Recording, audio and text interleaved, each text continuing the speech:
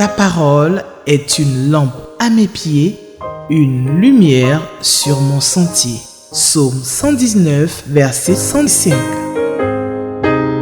La méditation.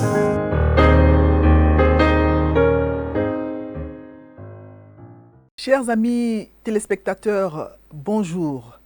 Bienvenue à l'émission La Méditation, émission animée par les membres de la Ligue pour la lecture de la Bible en Côte d'Ivoire, en partenariat avec Espérance TV, la télévision de l'Église méthodiste Côte d'Ivoire. Alors, le texte que nous propose le lecteur de la Bible, qui est le guide de méditation quotidienne que nous utilisons pour lire la Bible, ce guide de méditation nous propose pour le jeudi 8 août 2024 le texte de Actes chapitre 4, verset 32 jusqu'au chapitre 5, verset 11. Actes 4, 32 jusqu'au chapitre 5, verset 11. Et nous allons prier avant de lire la parole de Dieu. Nous prions. L'apôtre Paul pouvait dire à son fils spirituel Timothée, dans 1 Timothée 4, 13, il pouvait lui dire: jusqu'à ce que je vienne, applique-toi à la lecture, à l'exhortation, à l'enseignement. Seigneur, nous voulons suivre ces conseils que Paul donnait à Timothée. Nous voulons nous appliquer à la lecture de ta parole. Nous voulons, Seigneur, être tout ouïe pour écouter l'enseignement que tu vas nous donner. Je prie, Seigneur, que tu m'utilises comme un simple canal et que tu puisses parler au cœur de tous ceux qui nous suivent actuellement sur Espérance TV ou sur les réseaux sociaux. C'est au nom de Jésus que j'ai prié. Amen. Donc, c'est le texte de Actes 4, verset 32, jusqu'au chapitre 5, verset 11 que nous allons lire, et je vais le lire dans la version Louis II. La multitude de ceux qui avaient cru n'était qu'un cœur et qu'une âme. Nul ne disait que ses biens lui appartenaient en propre, mais tout était commun entre eux. Les apôtres rendaient avec beaucoup de force témoignage de la résurrection du Seigneur Jésus, et une grande grâce reposait sur eux tous. Car il n'y avait parmi eux aucun indigent. Tous ceux qui possédaient des champs ou des maisons les vendaient, apportaient le prix de ce qu'ils avaient vendu. Verset 35, et le déposaient aux pieds des apôtres, et l'on faisait des distributions à chacun selon qu'il en avait besoin. Joseph, surnommé par les apôtres Barnabas, ce qui signifie fils d'exhortation, lévite originaire de Chypre, vendit un champ qu'il possédait, apporta l'argent et le déposa aux pieds des apôtres.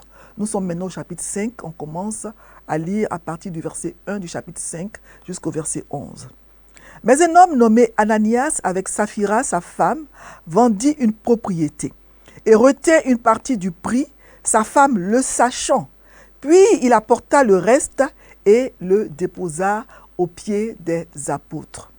Pierre lui dit: Ananias, pourquoi Satan a-t-il rempli ton cœur au point que tu montes au Saint-Esprit et que tu aies retenu une partie du prix du champ? S'il n'avait pas été vendu, ne te restait-il pas? Et après qu'il a été vendu, le prix n'était-il pas à ta disposition? Comment as-tu pu mettre en ton cœur un pareil dessein? Ce n'est pas à des hommes que tu as menti, mais à Dieu. Verset 5. Ananias, entendant ces paroles, tomba et expira. Une grande crainte saisit tous les auditeurs.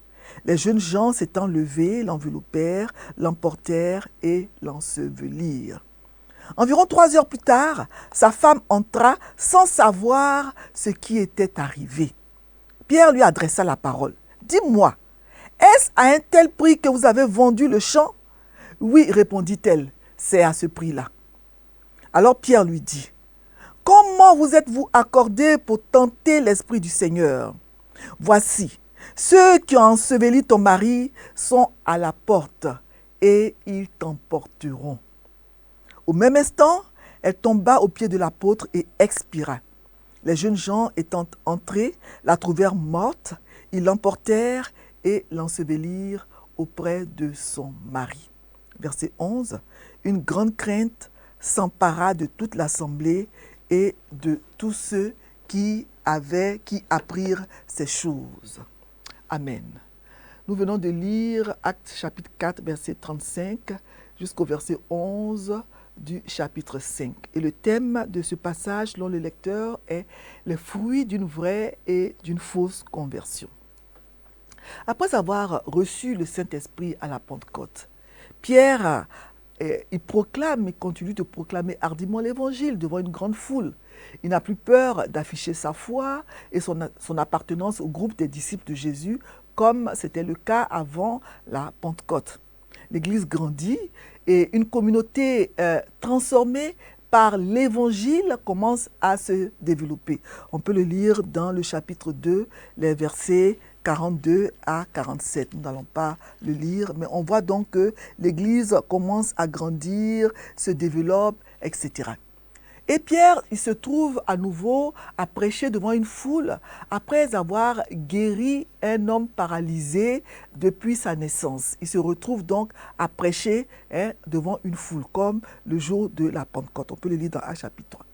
Puis dans Actes 4, nous arrivons au premier acte de persécution contre cette nouvelle communauté. Pierre et Jean sont jetés en prison pendant la nuit et ils comparaissent devant le Sanhédrin qui est le tribunal religieux juif.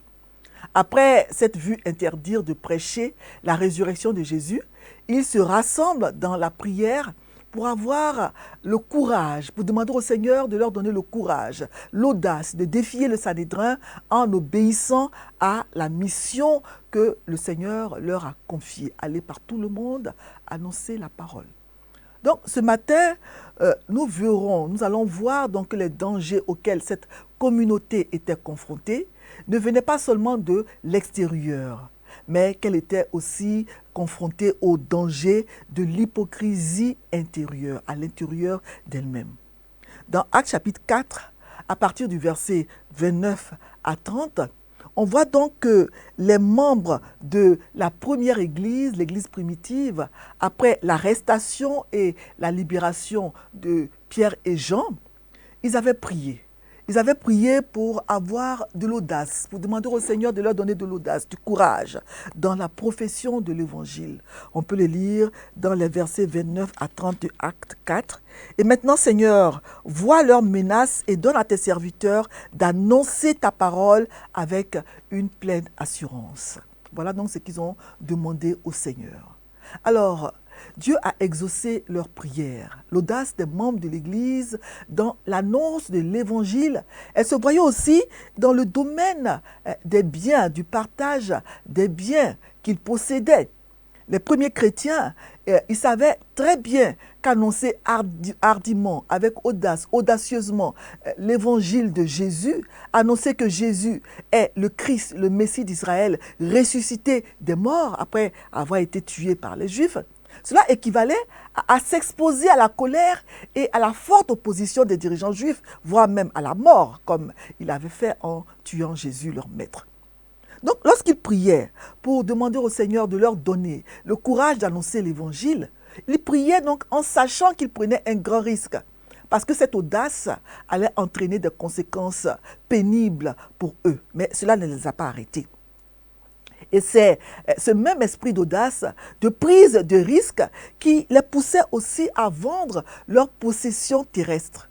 D'un point de vue purement humain, vendre leurs biens pour subvenir aux besoins d'autrui, on peut dire que c'était une folie. Parce que comment allaient-ils vivre, eux et leurs familles, s'ils vendaient tout ce qu'ils possédaient pour le donner aux autres? Il faut sûrement être financièrement préparé à l'avenir pour faire de pareilles choses. Mais l'action du Saint-Esprit était tellement forte en ces premiers temps de l'Église qu'ils avaient la conviction que Dieu prendrait soin de leur avenir et de leur famille. Ils ne s'inquiétaient pas du lendemain. D'un seul cœur et d'une seule âme, les premiers chrétiens ont continué à donner de leurs ressources pour répondre aux besoins des autres. Audace, hardiesse dans l'annonce de l'Évangile, au risque de leur vie. Audace et hardiesse aussi dans le partage de leurs biens en comptant sur Dieu pour le futur. Des actes remarquables ont été posés dans les premiers temps de l'Église et des choses extraordinaires se sont produites dans cette Église. Quelquefois, je réfléchis et j'imagine un peu l'atmosphère qui régnait parmi les chrétiens en ces temps-là. Une atmosphère agréable, remplie d'amour, un avant-goût du ciel, avec beaucoup de prodiges et de miracles. Et je me dis que j'aurais aimé vivre en ce temps-là. J'aimerais aussi que nos églises actuelles ressemblent à cette église primitive. L'Esprit de Dieu n'a pas changé. Il est toujours le même, prêt à opérer de la même manière qu'il le faisait en ces temps-là, des prodiges et des miracles. Ce sont les hommes, les chrétiens qui ont changé et c'est vraiment dommage. Nous pouvons encore revivre la même atmosphère dans nos églises si nous sommes prêts à faire les mêmes sacrifices que les premiers chrétiens faisaient. Alors, dans le texte que nous venons de lire, Actes 4, 32 jusqu'au chapitre 5, verset 11, nous avons le témoignage d'une communauté qui pratique le partage des biens. On peut diviser le texte en deux grandes parties selon le découpage de ma Bible, version Louis II. C'est le découpage que j'adopte. D'abord, dans les versets 32 à 37, on voit donc que les croyants de Jérusalem mettent leurs biens en commun. Et ensuite, dans les versets 1 à 11 du chapitre 5, on voit que Ananias et Saphira montent au Saint-Esprit. Donc, dans ce passage, il est question, c'est vrai, de la donation des biens par des membres de l'Église primitive. Puis nous avons ensuite l'exemple de Barnabas qui est donné, et enfin celui d'Ananias et de Saphira qui est aussi donné. Alors, dans la première partie, les versets 32 à 37, on voit donc que les croyants de Jérusalem mettent leurs biens en commun. Après l'effusion du Saint-Esprit le jour de la Pentecôte, suivi de la grande prédication de Pierre le même jour, la communauté des croyants a commencé à augmenter très rapidement.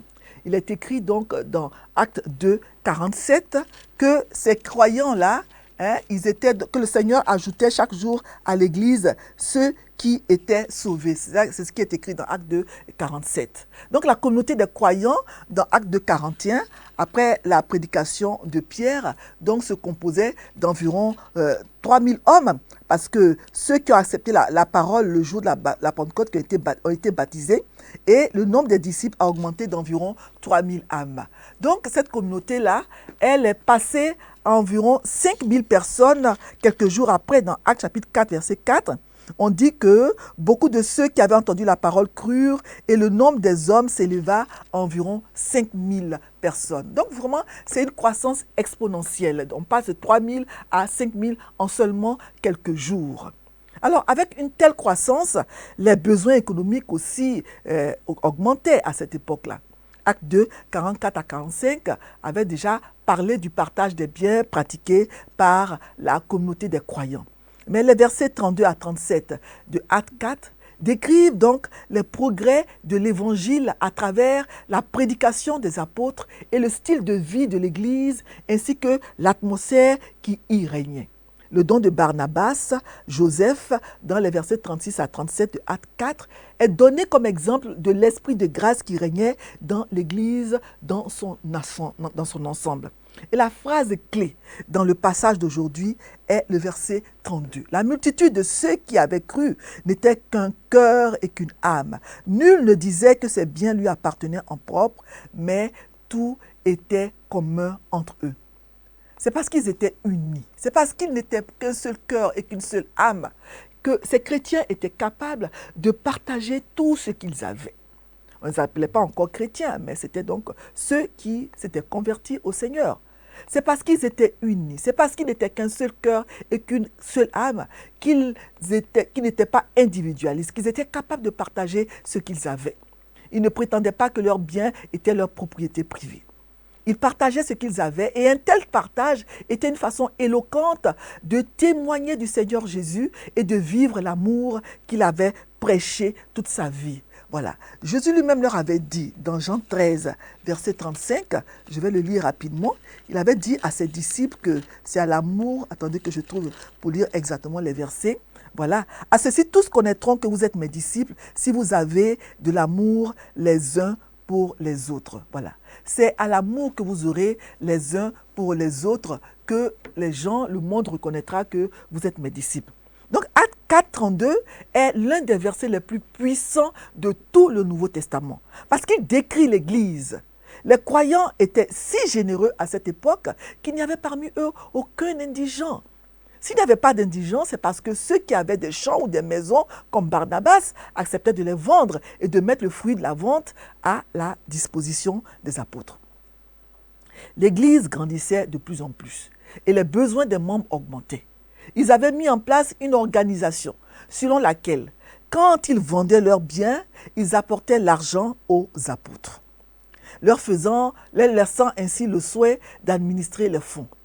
Il y avait donc un haut niveau de confiance vraiment dans les apôtres pour que l'argent leur soit remis et que les gens fassent cela de façon volontaire.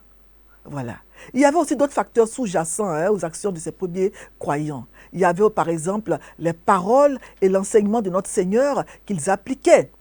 Voilà, l'Église primitive prenait simplement au mot les paroles de Jésus, qui avait dit, par exemple, dans Luc 12, versets 32 à 34, il avait enseigné à ses disciples, particulièrement au verset 33, il leur avait dit dans Luc 12, 33, rapidement, qu'ils devaient vendre ce qu'ils possédaient. Donc, il prenait donc ces paroles à la lettre et il les appliquait aussi à la lettre.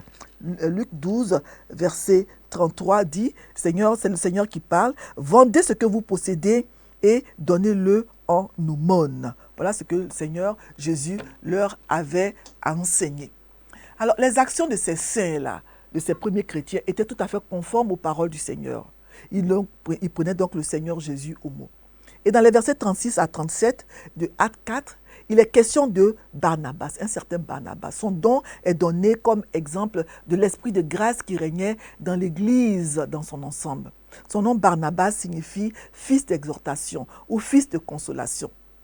Mais vous ne connaissez pas cet homme sous le nom de Joseph. Son nom Joseph n'apparaît pas dans la Bible. C'est plutôt le nom Barnabas que nous voyons souvent. Voilà. Et les gens l'appelaient plus souvent donc Barnabas, fils d'exhortation, que Joseph. Il porte bien son nom en ce moment-là parce qu'il va vendre un champ qu'il possédait et il va donc donner le fruit de la vente aux apôtres. Voilà. Alors, c'est vraiment important de voir à quel point ces gens étaient solidaires. Nous montrons ainsi à quel point nous tenons les uns aux autres en nous entraidant, en aidant ceux qui sont dans le besoin. Nous voyons un chrétien qui a besoin d'aide et nous voulons être de ceux qui font quelque chose pour l'aider. C'est vraiment important, bouleversant même de pouvoir ressentir ce genre d'attention dans l'Église les uns envers les autres. Alors ce Barnabas, on sait de lui que c'est un lévite. Il est originaire de Chypre. Il venait donc de Chypre, qui est une île qui se trouve donc au carrefour de 3 continents, entre l'Europe, l'Asie et l'Afrique. Mais il venait de Chypre, mais il possédait des terres à Jérusalem. Et ces terres-là faisaient certainement partie de son héritage familial.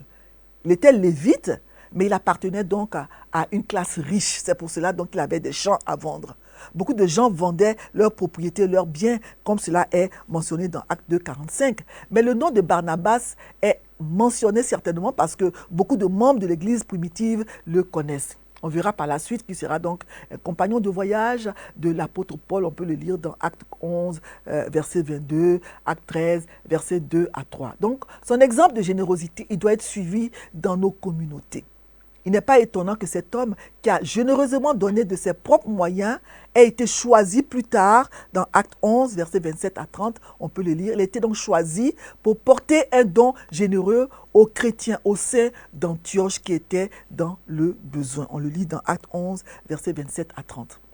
Donc, il y a eu beaucoup de discussions et de débats concernant la pratique de l'Église primitive qui consistait à donner ses biens pour aider les pauvres. Je suppose que les gens vendaient leurs biens et leurs propriétés supplémentaires et non leur propre logement. Il fallait bien qu'ils logent quelque part.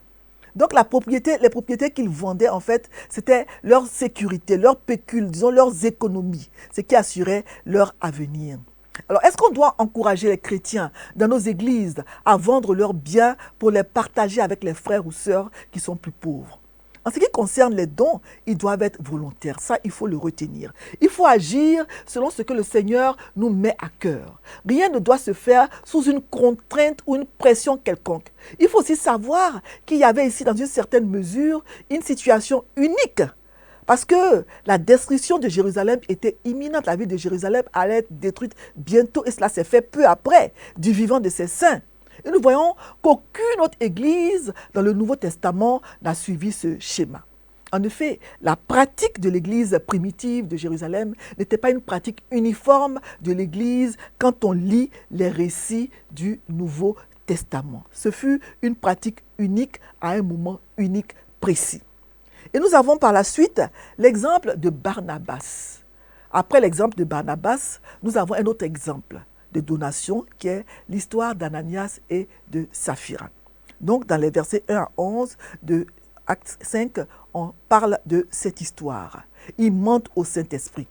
C'est un exemple de partage à ne pas imiter. Donc, alors qu'il règne dans l'Église une atmosphère d'amour, de partage, de générosité, il y a un incident qui survient qui va frapper de stupeur toute la communauté, selon le verset 11.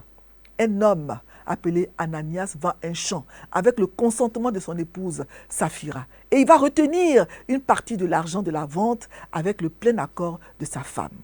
Et quand il apporte l'argent à Pierre, il déclare que la somme représente le montant total de la vente. Donc Ananias et Saphira étaient également d'accord sur le fait qu'ils mentiraient sur le montant qu'ils allaient donner aux apôtres. De sorte que leur don allait être considéré comme étant la totalité du montant qu'ils avaient reçu pour la vente du champ. En d'autres termes, ils voulaient donner l'impression de donner tout l'argent qu'ils recevaient, mais ils en gardaient une partie et ils s'en sortaient ainsi en mentant. Bref, c'était une conspiration de tromperie. Leur péché n'était pas d'avoir retenu une partie du prix de la vente du champ, mais de mentir, pas seulement à Pierre, mais à Dieu, en déclarant qu'il s'agissait du prix total de la vente du champ, selon les versets 3 à 4. Les deux époux, Ananias et Saphira, ils s'étaient certainement entendus à la maison, puisque Saphira, quand elle arrive, elle dit exactement le même mensonge que son mari. Solidarité dans le mal. Le péché de Saphira était d'avoir été la complice de son mari pour mentir aux apôtres et à Dieu. Elle a certainement attendu à la maison le retour de son mari. Et comme elle ne le voyait pas venir 3 heures après, elle est allée voir les apôtres, certainement pour avoir des nouvelles et pour savoir pourquoi son mari tardait à rentrer à la maison. Son époux, avant de quitter la maison, lui avait dit où il allait et ce qu'il allait dire aux apôtres. Donc, elle aurait pu, à ce moment-là, le dissuader de mentir. Ces deux époux, ils s'entendaient certainement très bien, puisque l'époux partage avec sa femme ce qu'il va faire et il informe de ce qu'il s'apprête à faire et tout ça. C'est une bonne chose. Elle aurait donc dû dire à son mari, non, ce que tu veux faire là n'est pas juste devant Dieu. Il ne faut pas le faire. C'est ce qu'une bonne femme doit faire. Lui donner de bons conseils à son mari. Quand tu vois ton mari qui s'apprête à commettre une mauvaise action, donne-lui des conseils pour l'empêcher de s'égarer, sinon ça risque de détruire toute la famille. La Bible ne dit pas si Ananias et Saphira avaient des enfants, mais si c'était le cas, ceux-ci se sont retrouvés, les pauvres enfants, orphelins de père et de mère le même jour. C'est vraiment triste. On a l'impression, d'après le texte, que la connaissance de Pierre sur le mensonge d'Ananias et Saphira lui a été révélée de manière surnaturelle par l'Esprit de Dieu. De plus, il semble même évident que l'Esprit de Dieu l'a poussé à réprimander ouvertement Ananias. L'accusation portée contre Ananias par Pierre est très instructive. En ce qui concerne Ananias, les paroles de Pierre donnent une indication claire de ce dont cet homme était coupable et également de ce qui n'était pas un péché. Paul réprimande l'homme pour son mensonge et non pour avoir retenu une partie de l'argent qu'il a gagné. Donc les paroles de Pierre Ananias montrent non seulement qu'il était libre d'utiliser ses biens comme bon lui semble, mais ces paroles-là clarifient également la liberté qu'avaient tous les saints en ce qui concernait leurs biens. Personne ne les obligeait à donner leurs biens à l'Église. Voilà. Donc ces paroles de Pierre-là ont dû certainement surprendre Ananias. Il ne demande même pas à Ananias, est-ce que tu as menti, est-ce que tu dis la vérité, etc. Mais il lui dit simplement, il a tout de suite ramené cette situation aux racines spirituelles d'Ananias. Pourquoi Satan, la source, la racine de ce que Ananias avait fait, la racine de cette tromperie-là, c'était Satan. Pourquoi Satan a-t-il empli ton cœur, lui dit Pierre. Cela a certainement surpris Ananias, qui pensait que c'était son idée avec la collaboration de sa femme, Saphira, bien sûr. Mais c'était Satan qui le manipulait. C'était Satan qui avait rempli son cœur. Et le fruit de cette affaire allait bien au-delà de ce que cet homme avait pensé. Il n'avait pas simplement menti à Pierre, mais il avait menti au Saint-Esprit. Et ce qui a dû paraître à Ananias et à sa femme Saphira comme une offense insignifiante, oh, c'est un petit mensonge blanc, s'est révélé vraiment être une affaire de grande ampleur. Un simple plan entre un homme et sa femme réalisé dans l'Église impliquait désormais Satan et l'Esprit de Dieu. Faisons attention aux mensonges, chers téléspectateurs. Demandons au Seigneur de nous aider à toujours dire la vérité. Nous devons être reconnus comme des hommes et des femmes de parole. Il faut remarquer que Pierre n'a pas prononcé la sentence de mort contre Ananias comme il avait fait avec sa femme. Il a simplement exposé le péché d'Ananias. Voilà, il a exposé ce péché pour ce qu'il était. Et en entendant simplement les paroles de Pierre, il est tombé raide mort. Je ne sais même pas si Pierre s'attendait à ce que Ananias tombe mort. Donc, vraiment, sa femme vient et elle répète le même mensonge que le mari. Donc, Pierre va conclure qu'elle va aussi mourir de la même manière puisqu'elle est coupable du même délit. Et il va donc dire qu'elle va être emportée pour être ensevelie comme son mari. Et une grande peur s'empare de tous ceux qui ont vu ce qui s'est passé. Ananias et Saphira n'étaient pas tenus de vendre leur propriété, ni d'en donner une partie à l'Église. C'était une question de liberté personnelle et d'orientation.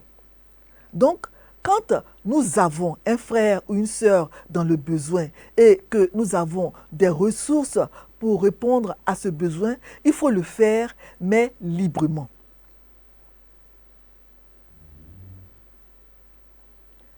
Nous devons le faire librement, selon nos moyens, parce que nous sommes membres de la même famille.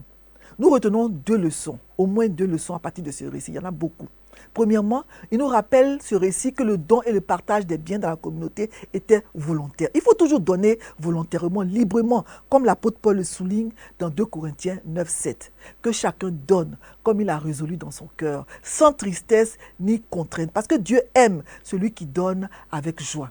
Et Galates 6, 9 à 10 dit que si le don n'est pas fait volontairement, s'il est fait sous l'effet d'une pression, d'une contrainte, alors on perd doublement. On perd et son argent et sa bénédiction. Deuxièmement, il n'y a aucun intérêt à mentir à Dieu. Parce que Dieu connaît la vérité. Voilà. Et quand on ment, même à des gens, ce n'est pas des hommes que nous mentons, mais à Dieu. Le châtiment d'Ananias et de sa femme Saphira semble excessif. Mais il faut se souvenir que selon Romains 6, 23, le salaire du péché, c'est la mort. Donc, il faut se souvenir que Dieu déteste l'hypocrisie. Vous vous souvenez, le 9e commandement, Dieu dit dans ce commandement, tu ne mentiras pas. Ce commandement ne doit pas être pris à la légère. On s'adonne trop facilement aux mensonges. Peut-être qu'Ananias pensait que Dieu allait leur pardonner facilement, ce n'est qu'un petit mensonge blanc, etc. Et tout ça. Ils ont pris leur péché à la légère. Nous voyons qu'ils ont été punis de la pire des manières. Ils sont tombés raides morts tous les deux. L'amour de Dieu n'est pas incompatible avec sa colère. Dieu est amour, mais quand il se met en colère, il châtie. Il faut demander donc au Seigneur qu'il nous donne l'esprit de vérité. Parce que beaucoup de gens ne considèrent pas le mensonge comme un péché, un grave péché. Ils font une gradation dans les péchés. L'adultère, oui, c'est grave, mais le mensonge n'est pas grave. Non, il faut demander au Seigneur l'esprit de vérité. Jésus lui-même dit dans Jean 14, 6, Jean chapitre 14, verset 6, il dit « Je suis le chemin, la vérité et la vie ». L'esprit de Dieu, c'est un esprit de vérité. Moi, le verset qui m'interpelle le plus, c'est le verset 32. La multitude de ceux qui avaient cru n'était qu'un cœur et qu'une âme. Nul ne disait que ses biens lui appartenaient en propre, mais tout était commun entre eux. Actes chapitre 4, verset 32. Que le Seigneur nous aide vraiment pour que dans nos églises, nous puissions vivre l'amour véritable, l'amour agapé, l'amour philéo qui nous aide, qui nous pousse à aider les autres vraiment selon nos moyens. Que le Seigneur nous donne de vivre cet amour véritable dans nos églises, dans nos communautés. Nous allons prier. Seigneur, merci pour ta parole. Quand nous disons ce passage de Acte 4, Acte 5, tous ces passages qui parlent de ce qui s'est passé dans l'Église primitive, nous sommes vraiment interpellés, nous nous sentons interpellés parce que ces passages nous parlent. Nous avons besoin de vivre l'amour dans nos communautés, l'amour au sens vrai, au sens pur du terme. Donne-nous, Seigneur, de pouvoir nous aimer de façon véritable, que nous puissions pratiquer cela en aidant les autres, ceux qui sont dans le besoin. Aide-nous, Seigneur, à mettre en pratique ce que nous avons lu aujourd'hui. Que nous puissions aussi nous éloigner du mensonge, parce que le mensonge, Seigneur, n'est pas compatible avec la foi chrétienne. Que nous soyons des chrétiens véritables, qui sont des hommes, des femmes de parole, qui disent toujours la vérité. Ce n'est pas facile, mais nous prions que ton esprit de vérité nous aide à vivre dans la vérité et à nous éloigner du mensonge. Merci pour ta parole. Béni sois-tu, Père. Amen. Alors, non, c'est le texte que nous avons lu pour le jeudi 8 août, Acte 4, 32, jusqu'au chapitre 5, verset 11. Pour le vendredi 9 août, le texte de méditation sera donc Acte chapitre 5, verset 12 à 21a. Acte 5, verset 12 à 21a. Ce sera donc le texte de méditation pour le vendredi 9 août. Que le Seigneur vous bénisse et qu'il vous garde. Amen. Ta parole est une lampe à mes pieds, une lumière sur mon sentier. Psaume 119, verset 105. La méditation.